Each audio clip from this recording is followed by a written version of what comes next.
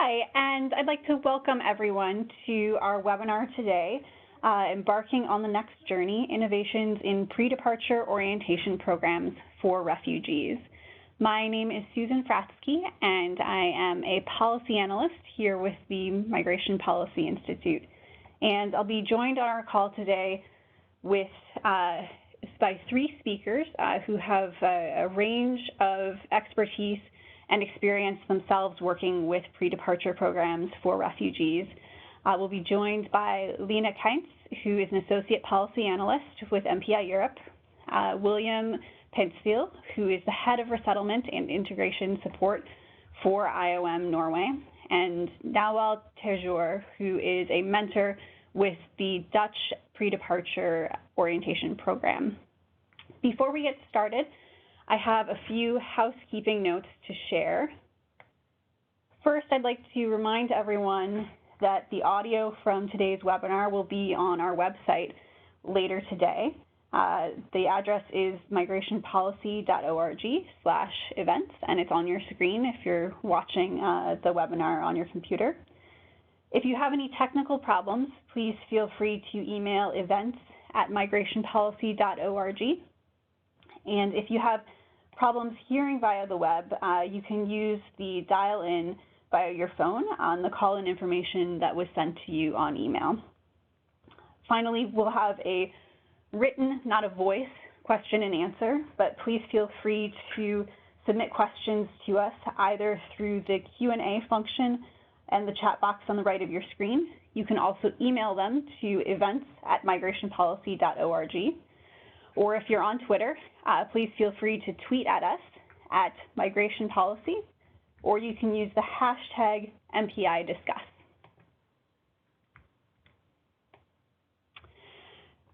Our call today comes at an important time for resettlement programs globally. I think it's a time of both increasing pressure on the resettlement system as well as tremendous excitement and innovation.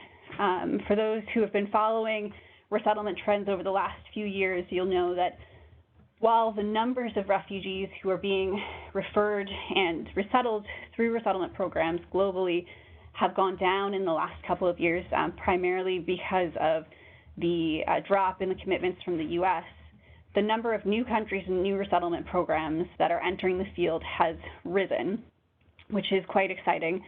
And has brought a lot of energy to this field. But at the same time, there's a lot of pressure on both on new countries and on existing programs to scale up in order to keep time with the increase in demand for resettlement.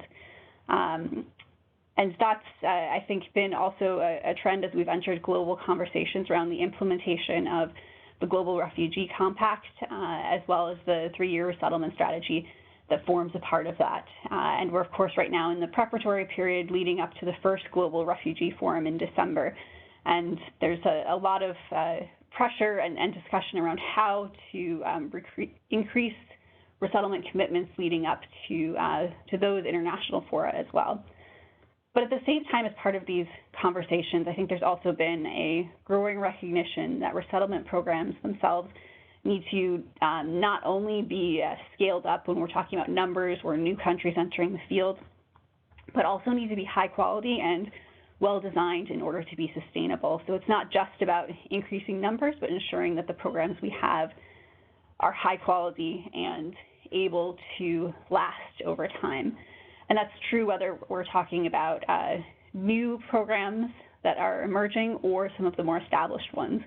I think one of the things that we as policy researchers are always very aware of is the fact that there's always room for even the most established programs to reconsider and improve their program processes.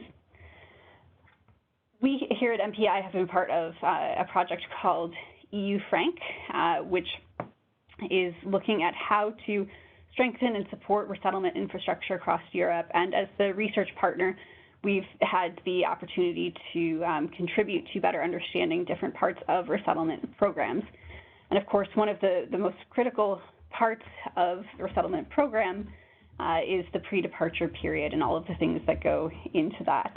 The pre-departure period is important for making sure that, of course, that refugees feel supported and prepared for what can be a stressful transition, but also for ensuring that the communities and service providers who receive them will also be well prepared and informed about the resettlement process. And this is the aim of the report that we released a few weeks ago and that we'll be sharing today, Preparing for the Unknown, Designing Effective Pre-Departure Orientation for Resettling Refugees. The report is available on our website, and as I said, we'll be presenting some of the key findings from it today. So with that, I'd like to turn it over to Lena Kainz, who is an Associate Policy Analyst with MPI Europe and a co-author of the report, and will be sharing with us some of the key findings. Lena? Thank you very much, Susan. As Susan was saying, the most recent report we wrote together is about pre-departure orientation, and in order to develop it, we conducted interviews with resettlement policymakers and implementing staff in resettlement countries across both Europe and North America. We found that there's a great diversity of orientation programs out there, and there's 4 main questions that resettlement countries face when designing and implementing programs, but many different ways to answer them. The first question is what content pre-departure orientations should cover.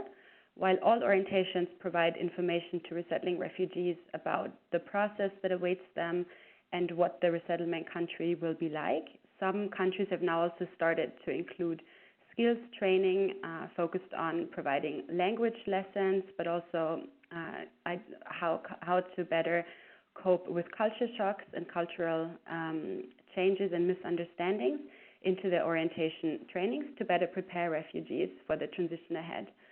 A second question that those designing and implementing orientation programs need to ask themselves is how long orientations should be.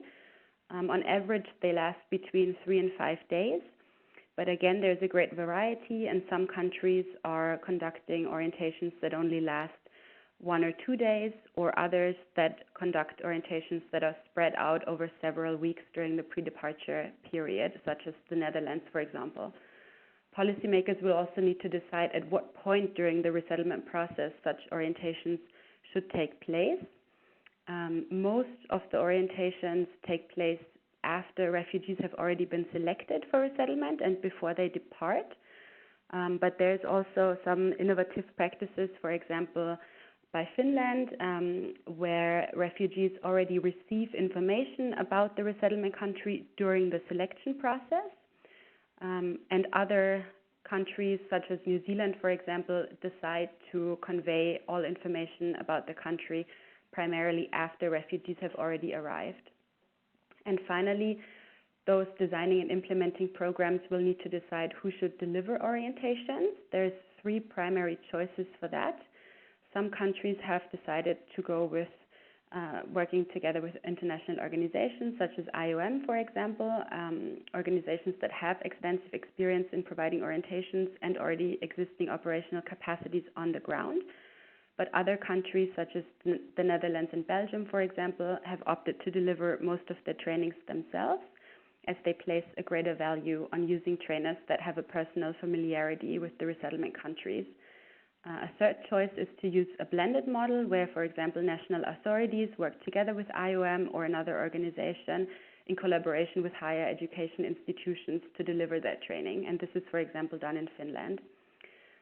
As we did the research for our report, we identified general guiding principles for how to conduct effective orientation trainings, and I'd like to share some of those guiding principles with you now.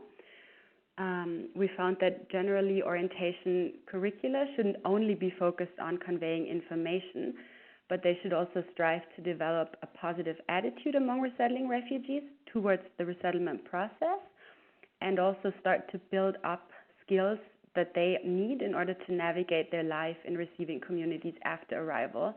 So that includes language training or training on how to, for example, deal with cultural misunderstandings. A guiding principle is also that orientations should be delivered in a credible and accessible manner, and trainers have different tools in order to do that. So, for example, trainings should be tailored to refugees' needs and profiles. There's a couple of countries like Canada, Finland, and Norway that have special sessions for young refugees, and others like Finland that conduct separate sessions for female and male refugees to discuss gender-sensitive issues.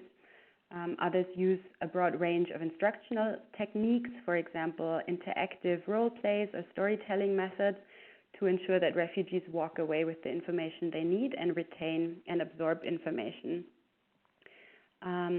And another way that is very helpful in order to deliver orientations in a credible manner is to draw on the expertise of previously resettled refugees. That can be done, for example, by using cross-cultural facilitators who share a linguistic and a cultural background with resettling refugees and who have personal experience of life in the resettlement country. And we'll hear from a cross-cultural facilitator later on in this webinar as well.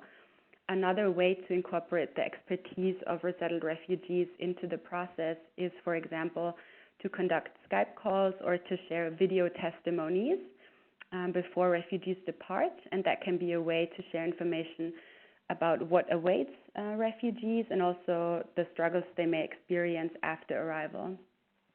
Another guiding principle is that it's very important to minimize environmental stress during orientation trainings and to create an environment that is safe and conducive to learning. One way of doing this, for example, is to offer childcare services for very young refugees, so both parents are able to attend orientation trainings. Another guiding principle we have identified is that it's very important to ensure the continuity between the pre-departure orientation and the post-arrival services. And this can, for example, be done by using trainers that are also integration service providers who then also work with refugees after they have arrived, which is, for example, the case for Romania. And another way of doing is to connect resettling refugees with service providers in their receiving communities through Skype, so they can already get to know each other and share information that is needed so that the integration and reception services can better target and personalize the support they offer refugees after arrival.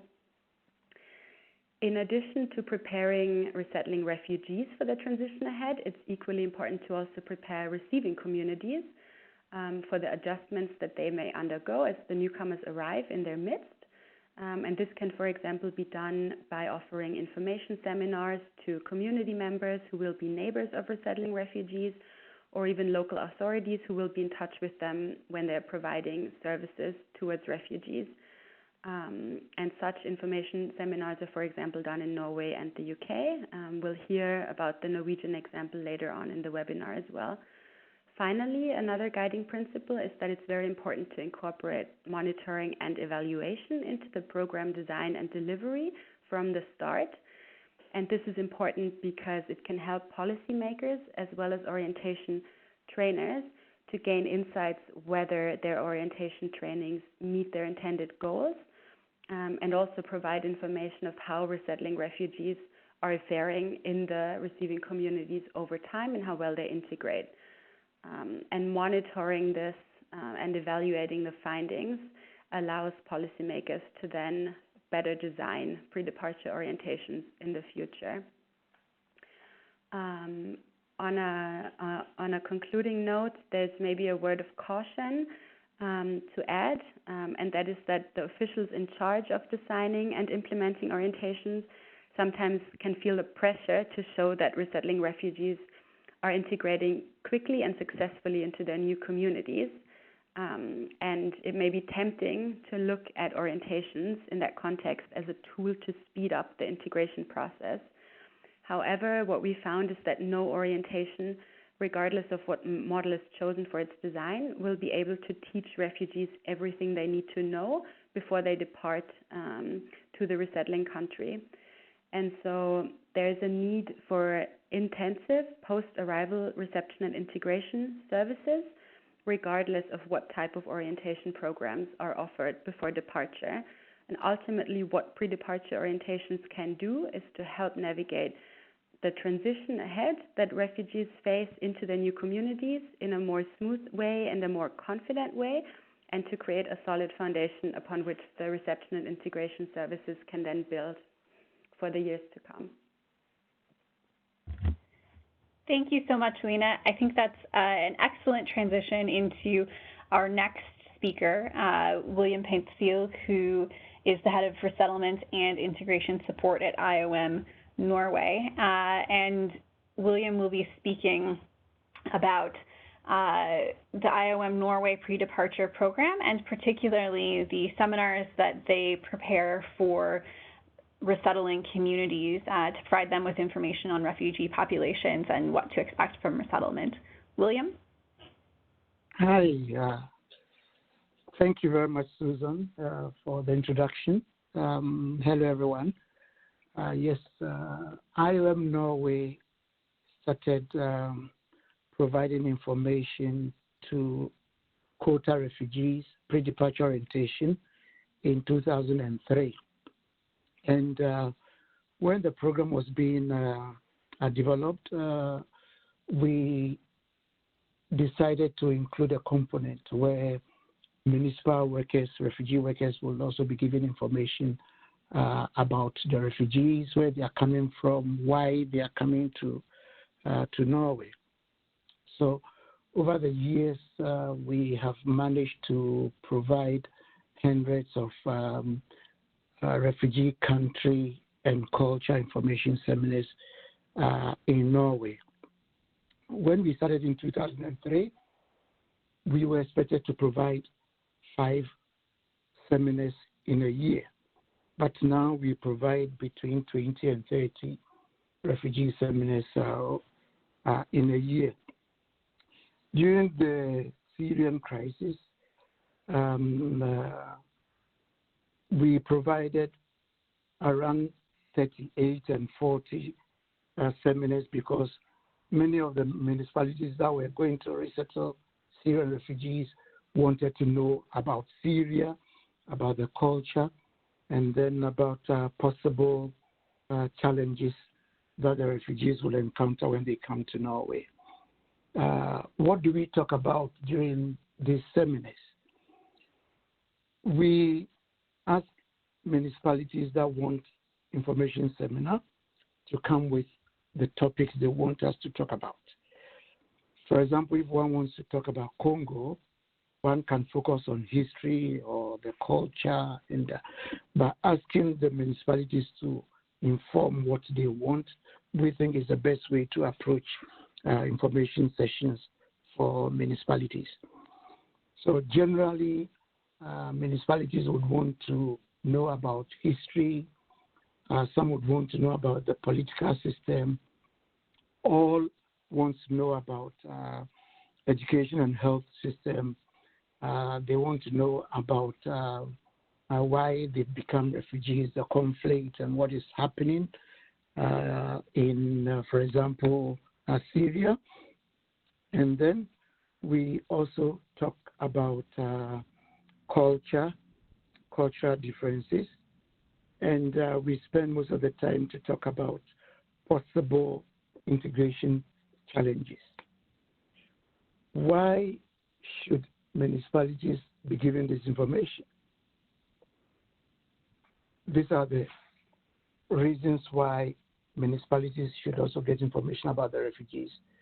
So we tell refugees that Norway is a cold country. We tell refugees that Norway, there is equality. Children, adults are treated equally. Children have rights. We tell refugees before coming to Norway that they'll be expected to learn the language and they'll be expected to get a job. Now, if you tell a refugee that you're expected to get a job, then we should inform municipal workers about the expectations of the refugees, the type of work they would want to undertake when they come to Norway, possible challenges. We talk about health system, for example, in Syria. So we have to prepare municipal health worker, how Syrians meet health workers in Syria, And we think it helps Norwegian health workers to know what to expect. So we have expectation management for refugees before they come, and then also expectation management for municipal workers to know how to help and assist refugees. Another thing that we do when we are providing information to the municipal workers is for them to try to imagine them being refugees. Anyone who moves from society A to a new society encounters challenges, not only refugees. If you're a student from Norway and you want to study in Asia, you will encounter differences. And one has to talk about all these differences, not only for the refugees, but then also for the municipal workers. We do try to have an interactive refugee seminars. When we are teaching refugees, there's an activity that is done by all IOM pre-departure orientation programs, and that is writing your name with your regular hand and writing your name, the same name, with your left or your right hand. And doing this also with the municipalities, they do appreciate that it's not going to take a day for the refugees to make the correct adjustments, but then it will take a while. And all of you listening can try this. When the seminar is over, you write your name with your regular hand, and then you write the same name with the hand that you normally don't use. So the refugee seminars give us the opportunity to answer questions that municipal workers would have about the refugees. And over the years, now we don't only give it to municipal workers, but then in recent times we provided information about Syrians, about Congolese to health workers. They contacted IM Norway upon recommendation because during the seminars we do have evaluation question, and one of the questions is, would you recommend this seminar to others? And almost, I would say that 98% of participants do say that they will recommend the seminar to other municipalities or to other organizations. So we now provide information. We've provided information to schools where they invited parents, evening sessions. We've provided information to medical students because they think they do encounter a few challenges when they meet patients coming from different cultures and societies. The feedback has been positive. That is why we are still doing it. Is it effective? I think it is very effective because in addition to providing them with information about the refugees and where they are coming from and possible integration challenges, we do also get feedback from the municipalities. Those who come into contact with the refugees we have prepared, and we get feedback which we use to improve the program. So that is one thing. Who provides the culture, the seminars? We use cross-cultural facilitators who travel to give pre-departure orientation, and they are the ones who are providing information at these seminars in Norway. Why do we do that? We don't want to generalize. So when we are providing information about the refugees, for example, to use Congolese, the Congolese coming to Norway are coming from Uganda.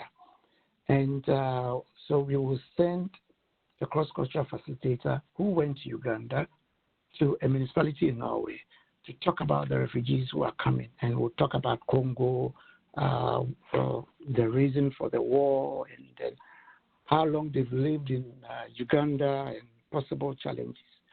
And we provide specific examples from the group that are coming to Norway. So we try to minimize generalization when we are providing this information.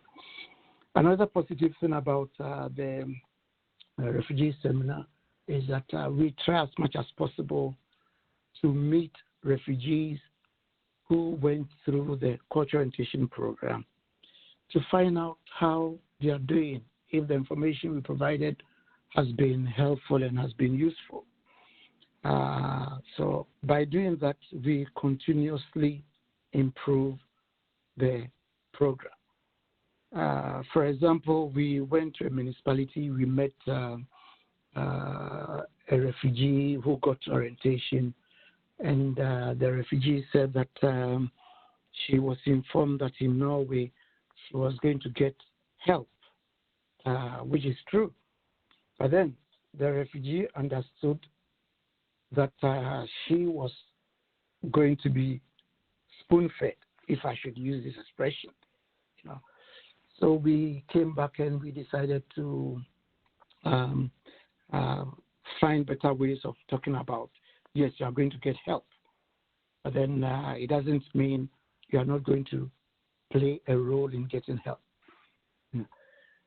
So far, we are happy with the country seminars we conduct in Norway, and the feedback from the municipalities have been positive. Thank you so much, William, for that fascinating introduction to the community seminars that IOM Norway provides. We're now going to turn to Noel, who will tell us about another interesting practice, which is the involvement of previously resettled refugees as mentors in the Dutch program. And Noel herself is a resettled refugee in Norway and has served as a mentor. So Noel, the floor is yours. Yes, thank you, Susan, for that. And to the correction, I'm a resettled refugee in the Netherlands. Well, I came to the Netherlands not long ago, 5 years to be exact, and I've been working with COA as a mentor for 2 years now. And the reason why I'm working with COA as a mentor is because they wanted someone who has the same experience as these refugees. And for me, coming from a refugee camp in Kenya and then having my orientation, my pre-departure orientation in Nairobi, few weeks before we came to the Netherlands, having gone through the same experience as these refugees are about to go through, is very important for them to hear from someone who has gone through the same thing. What I do as a mentor is when there's a group coming to the Netherlands, either in Kenya or Uganda or Egypt, we contact them through Skype. We initiate Skype meeting, and the meaning behind that is for them to ask questions, because I'm sure they have a lot, going somewhere you're not familiar with and have totally no idea what to expect, coming from my own experience. So we do the Skype meeting, and I first inform them of the most important things here in the Netherlands and their most asked questions, so they don't have to ask those later.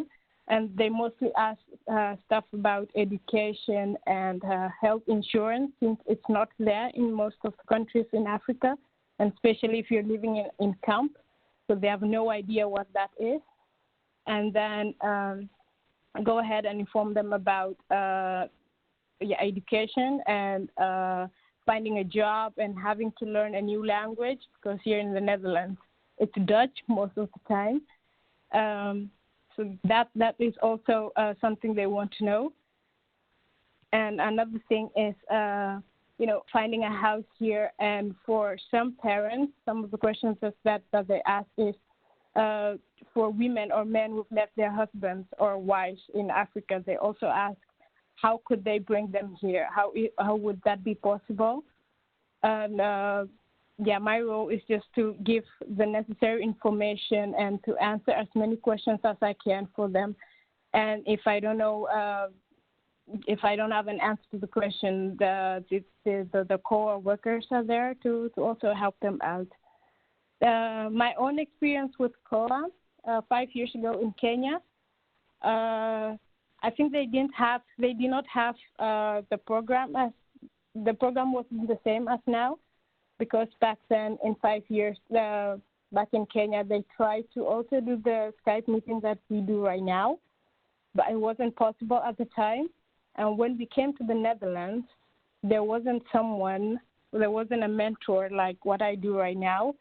There was no mentor here to inform us. But for us who were speaking English at the time, we could still ask questions to some of the people who were working for COA. And most of the question asked actually for me was about education, because I really, really wanted to just continue with my education here in the Netherlands. And of course, the main thing for refugees when they come here is to start with Dutch. So whatever you want to do, whether you want to work immediately or want to study immediately, you kind of have to put that aside, because learning Dutch comes first, and after that, you could then go whichever way you want to. So that's how it went for me, and I think the information provided by the COA workers was really helpful, because they give you an insight of what you could expect when you come here, because you totally have no idea what to expect. The people, the culture, the language, everything is new.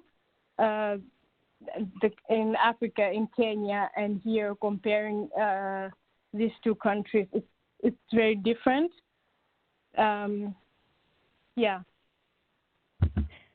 Thank you so much, Nawal, for sharing your experiences, both as a mentor and as a refugee who's been resettled yourself.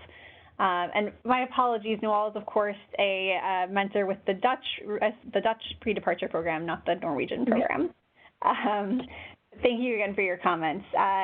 With that, we'll open the floor to the question and answer. And again, just a reminder that you can submit any questions you have either on your screen through the chat and Q&A function or over email to events@migrationpolicy.org or on Twitter. And we already have a few questions that have come in, so I'll start by reading off those. The first question we had is regarding how pre-departure programs differ based on the countries of origin and first asylum countries where refugees are resettling from. So the question asks whether or not refugees receive the same pre-departure orientation regardless of where they're coming from, and if not, how does it differ, and how does the background of the refugees affect the orientation that they receive? Lena, perhaps you could start with answering that one, and then we could turn it over to the others. Sure. Thank you to the listener who submitted this question. It's a really interesting one. I think in terms of how orientations differ depending on the country of asylum that they're resettled from is an interesting question, because there's actually a great variety, of course, of host countries for resettling refugees. And there's a range of context-specific considerations that those that are implementing and designing the programs need to take into consideration. And so, for example, in some host countries, refugees are able to travel freely, but in other host countries, they need to, for example, obtain a permit in order to travel to the site or the venue where orientations will take place. and that affects, for example, the timing of when orientations take place. So in countries where it's more difficult for refugees to travel internally because of travel permit constraints, or also because it might be dangerous or it might take a lot of time, then orientations may, for example, take place right after the selection mission or immediately prior to departure. I think in terms of the content of orientations, there isn't that much variation between different hosting countries. But in terms of the length of orientations, those might differ depending on whether the participating refugees, for example, have special medical needs, or if there's a situation where, for example, people have to be resettled relatively quickly. And in those situations, then orientations would probably take place on a much in a much quicker way, or on a shorter time scale, so like a reduced orientation for those. So I think those are some of the considerations to take into account in terms of how the orientations differ between host countries. And then the second question, in terms of the background of refugees, or the profile of refugees and how that affects the orientations. So a lot of the resettling countries are trying to tailor their orientations in some way, in one way or another, to the profile of resettling refugees, and there's different ways to do that. What I mentioned earlier was, for example, the sessions that are tailored towards refugees' age, so having youth sessions in place, or integrating pieces of information into the childcare for very young resettling refugees. But it's also possible to tailor sessions, for example, for female and male refugees, to discuss gender-sensitive issues separately. And of course, it's also possible to tailor in terms of the educational level, or depending on whether refugees are literate or pre-literate. So I think those are all kind of trends that we're seeing now, that resettlement countries are trying to take that more and more into consideration, to make sure that the resettling refugees that are participating in these trainings are able to absorb the information that they're given as well. Thanks so much, Lena. We've had another couple of questions come in. One participant is asking for more information specifically about what the topics are that are covered in pre-departure orientation. William, perhaps you could speak to that from the perspective of the Netherlands, from the perspective of Norway, and also maybe speak a bit also to how that content differs based on the population that you're working with. Yeah, thank you. The Norwegian Cultural Orientation Program has 5 days pre-departure orientation for adults from 17 years and above, and then 3 days for teenagers and 2 days for children between 8 and 12 years. When it comes to content with the adults, the first day we talk more about facts in Norway, geography, history, where Norway is, climate, weather, clothing. And then the second day we talk about the introduction program. This is a program for all migrants and refugees who move to Norway between the ages of 18 and 55 years old. So it's the integration tool for refugees in Norway, and we spend much time on it. We talk about employment, we talk about housing, health, and then we talk about culture shock and how best to adjust. We talk about what it means to live in a small municipality in Norway. We talk about travel awareness, and then we do talk about the type of who you can invite to Norway, like family unification. So these are the things we talk about. When it comes to adjusting to different target group, yes, there are differences in the approach and the methodology, and even the materials we use. If you are providing orientation, pre-departure orientation to refugee population coming from a refugee camp without, let me say, modern household technology like electric stove, fridges, and things like that, then we do spend more time and show pictures and video on how electric cooker looks like, WC. But then if they are coming from society where they are used to such modern gadgets, then you wouldn't spend time on that. So yes, we do make adjustments. I would like to add that like the lady in Netherlands said, yeah, we do recruit people who came to Norway as refugees themselves, you know, so that when they travel and they are talking to their countrymen and women, and they have learned Norwegian and they are working in Norway, then they are saying, okay, if you've managed to learn Norwegian language, which maybe it's very difficult, then I can also do it.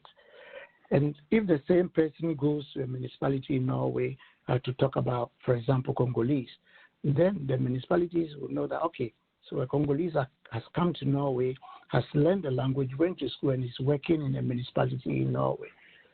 That's why I said we select refugees, or we select facilitators who are considered to be integrated in Norway. Thank you. Thank you so much, William. Nawal, is there anything that you might like to add to that based on your experience with the training in the Netherlands? What topics were covered in your orientation?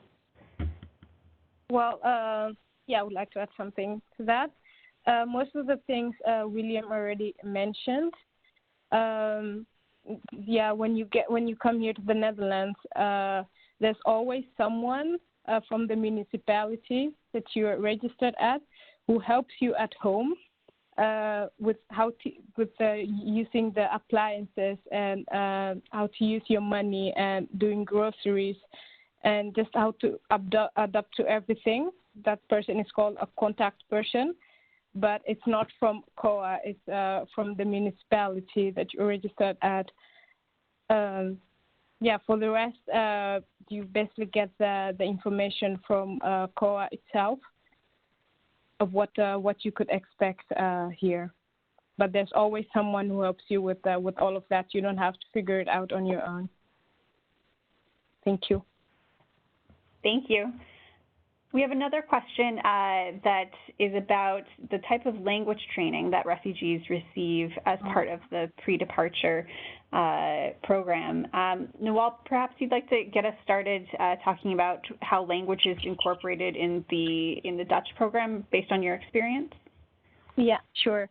The Dutch, I don't know if they do it differently from other countries, but learning the language mostly start in the country where you're from.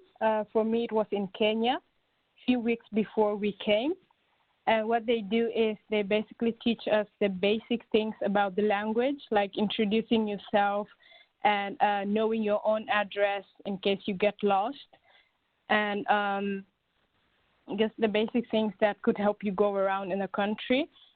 And that takes like 3 to 4 weeks. Once a week we do that. And after that, we get to do an exam to see how good you are with the language. So when you come here in the Netherlands, you are able to introduce yourself. You're able to initiate small talks if you can, and then a month here in the Netherlands, you are enrolled into a language school where you study for, depending on how fast you are, could take from 1 year to 3 years. So the language orientation mostly starts at the country of your departure. Thank you. I have to say, I had the opportunity to observe one of the Dutch pre-departure programs while we were working on this report, and it was really great to see how enthusiastic everyone was about learning the language and how much progress they had made over the course of the program. Lena, would you like to perhaps jump in on some of the other language training approaches that pre-departure can use? Sure, absolutely. So some of the resettlement countries, like for example Finland and the US, have opted to do a more formal and extensive language training. And in the case of Finland, for example, during its 3-day orientation, there's a few hours of Finnish language training on each day. And that training is delivered by a staff member of a Finnish higher education institution who already has experience in working with immigrants coming into Finland and trying to learn Finnish.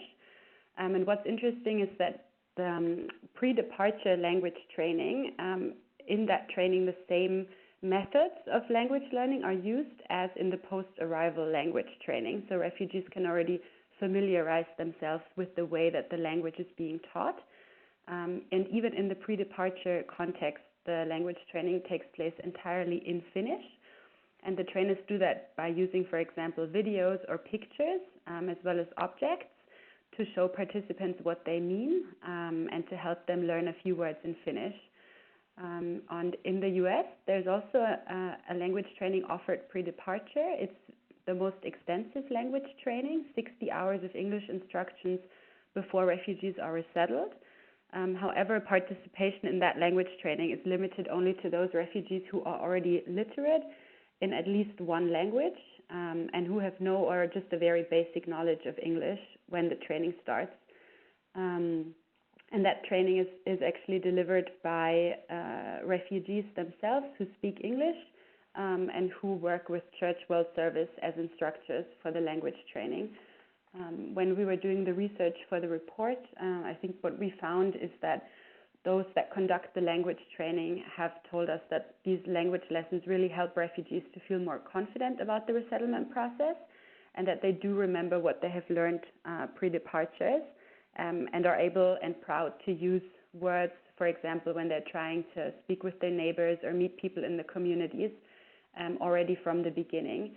In the case of the US, there have also been pre- and post-tests to check on the effectiveness of the language training. And those tests have shown that refugees have improved their knowledge of the English language and retained what they have learned even after they arrived in the US. But there's also other ways to incorporate language training into orientations. For example, countries like Romania and Austria have also incorporated some language training, but it's less extensive and more informal. In those trainings, for example, trainers focus on just teaching refugees how to introduce themselves in German or in Romanian, so they're able to connect with community members. But then the more extensive language training starts after they arrive. Thanks, Lena. We have a question here specifically asking about how youth are included in pre-departure programs. William, would you like to speak about that from the perspective of Norway? Yes. Norway, as I said earlier, we have 3 days orientation for youth or teenagers, and it's a recent development. I would say we started officially this year, and we found out that youth sometimes wouldn't talk when their parents were around. So from what we have observed so far, they are very engaging. They are asking lots of questions, and most of the time the questions is about education. They really want to know everything about education in Norway. So we spend time to talk about education. We We don't talk about the introduction program because they are below the introduction program age. We talk about what youth and teens their age do in Norway. We show them video. We talk about Norway in a nutshell, and then we do have lots of discussions about family, gender roles, and So these are some of the things we discuss with the youth and teen.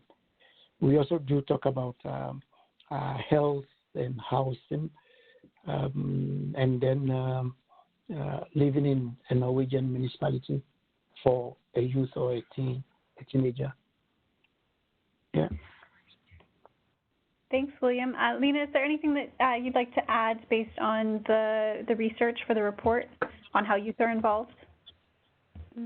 I think maybe one example to add is the Canadian Youth Orientation Program.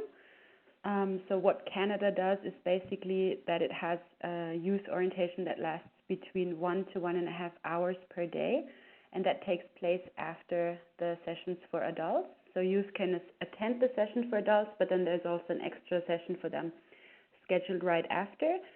And those sessions focus on what kind of foods and weather to expect, or how to make friends at school, how to deal with incidents of bullying or gangs, and just trying to provide a kind of safe space for youth to raise their own questions and concerns they may have about the resettlement process. Another practice in the Canadian youth sessions is that trainers sometimes provide USB sticks to young refugees with information about homework clubs or other youth activities in Canada that they can then access the information after the training has ended, or after they have already arrived in Canada, to connect with their peers once they're able to start their new life in the receiving communities. Thanks, Lena. We had another question come in that addresses the topic specifically of rights, benefits, and status, and then also legal obligations in the context of pre-departure orientation. So things like what behavior would be considered criminal activity in the resettlement country. The questioner is wondering how pre-departure orientation can present these sorts of legal restrictions or requirements while also fostering a positive attitude about resettlement and the resettlement country. Perhaps, William, would you like to start us off by speaking to how that's dealt with in Norway? That's an interesting question. But we do have a topic called Law and Order, which is about laws that must not be broken. And for example, driving without a driver's license. That is a law for everyone living in Norway. So about law and order, it's very important to present it in such a way that the refugees don't feel like it's only about them, but then it's about everyone living in Norway legally.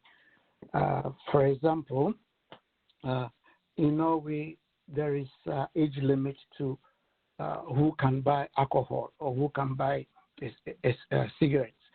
And you are coming from a society where you don't challenge your parents when they tell you to go and buy alcohol, But in Norway, the law is saying because you are 16-year-old, you have to say no to your parents when they ask you to go and buy alcohol. Yes, we have to discuss this issue with parents. We have to discuss this issue with the teen so that both are aware of the consequences. And then you just hope that when they arrive in Norway, parents will not ask their children to break the laws in Norway. But one has to talk about some of these issues. For example, you are coming from a society where you have the right to hit your child as a form of discipline. In Norway, it's a no-go, and one has to talk about it. And topics like this, we use role play and theater for development to discuss some of these challenging issues. But having said that, it's like refugees would need time to make adjustments. When it comes to climate, you are coming from Uganda to Norway in December. You don't need 3 months to adjust to the climate. You have to dress properly. Now, when it comes to certain aspects of culture, then one needs time, but then nobody is giving time, unfortunately. So there are challenges. Serious challenges for refugees when they arrive in the country. So, resettlement. Thanks, William.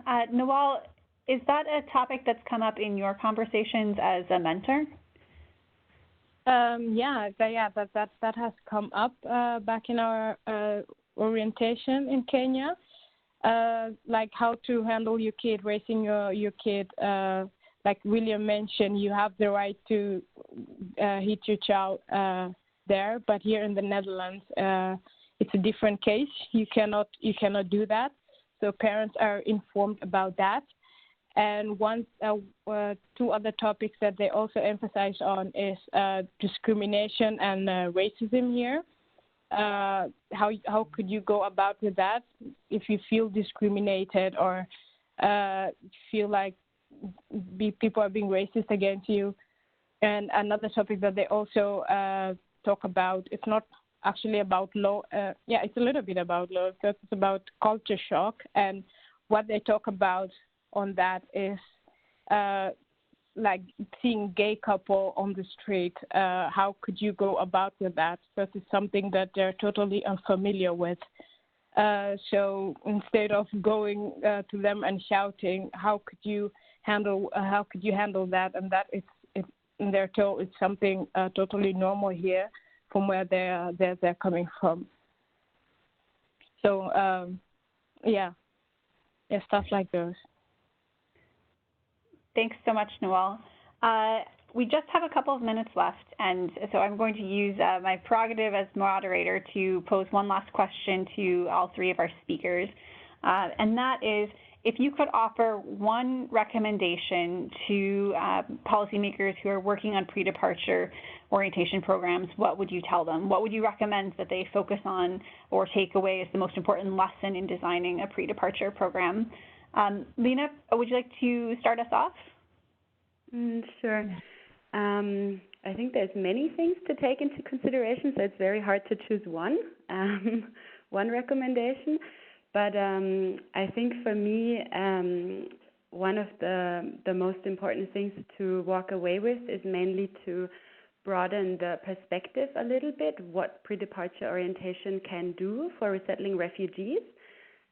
So it's not just about conveying as much information about the resettlement country as possible in a short amount of time, but it's more about preparing people mentally for the transition ahead and trying to build up their confidence as much as possible in their own decision to resettle to another country.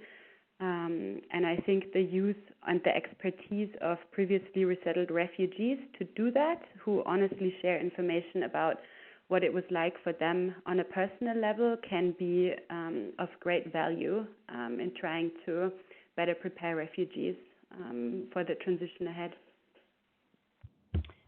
Thanks, Lena.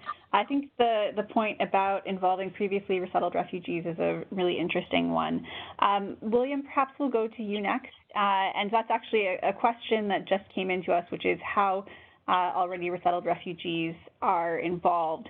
So perhaps you could share what your one recommendation would be, and then also just touch briefly on how you at IOM Norway incorporate previously resettled refugees in the program in terms of sharing their experiences and recommendations for the design.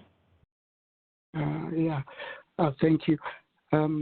majority of the cross-cultural facilitators came to Norway as refugees, and majority of them work in municipalities, and they do work with refugee issues. So they come with so much knowledge, experience. They help in the development of the program, and I will highly recommend that you have to involve refugees who are considered integrated, because sharing their experience is more than just standing in front of refugees and telling them that when you come to Norway, you have to learn the language and you have to work. But then a person who has come, has learned the language and is working, standing in front of them, it's a motivation and it's encouragement, and we've heard this so many times. So yes, they should involve people who came to the country of resettlement as refugees, get them involved in the planning and then preparation of the program. Thanks so much, William. Nawal, we'll go to you last. As a previously resettled refugee who has been involved in the Predeparture program, what would you say to a government official who is working on designing a Predeparture program? What I would highly recommend is to also have mentors or people who have gone through the same experience involved, but not only like in the Netherlands, but actually go there where the refugees are and to share their experience personally, because that 1 hour Skype meeting, it's not enough. It always leaves them very, very unsatisfied and still with a lot of questions. And for them to ask those who are working there with limited language, because they don't understand each other that well, it's very difficult for them. So for them to be mentally prepared, it would be great to have someone go there where they are before they come here and share their experiences, talk to them, take them through everything that is here, instead of getting the information once they're here, because then it's a little bit too late. They're already here. Yeah, that would be my recommendation. Thank you, Nawal. Well, that's unfortunately all of the questions that we have time for on today's webinar, and I apologize if anyone has submitted questions and we haven't been able to get to them, but we've tried to address as many questions as we could in the time we had. Before we close out, I would just like to review the resources that we have available if you have further questions or are interested in learning more about this topic. The specific addresses for these resources are listed on your screen. The report, as I mentioned, is available on MPI's website, Preparing for the Unknown, Designing Effective Pre-Departure Orientation for Resettling Refugees. The audio from today's webinar will also be posted on the MPI website on our events page. And for any reporters who have joined the call and would like more information, you can reach Michelle Middlestat at +44 2081 23 6265 or +1 202 266 1910. Thank you so much to everyone for joining, and also to our three speakers for sharing their excellent insights and experiences with us today. Thank you.